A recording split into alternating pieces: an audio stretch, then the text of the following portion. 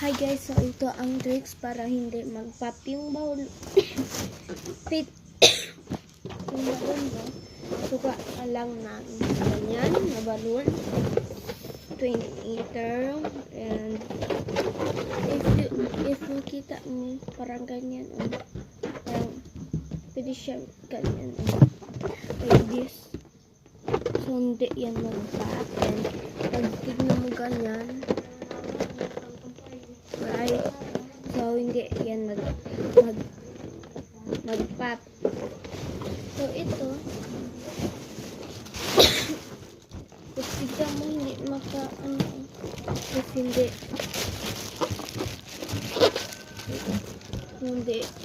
hindi pwede yan, mag-pop yan siya. Tapos tignan mo pag hindi siya bright, so hindi yan, parang circle lang siya, parang normal lang, parang ganito ang circle pag hindi mo ganyan. So kung stretchy yan siya like this, ganon, hindi yan mag-pop. So if hindi siya stretchy, mag-pop yan siya. So, question, if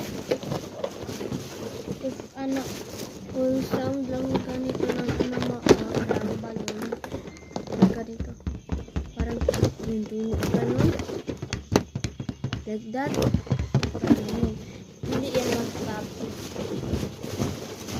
Kung ganito, parang bug yung parang mahir mo talaga, mag-pop yan siya. So, salamat. Salut.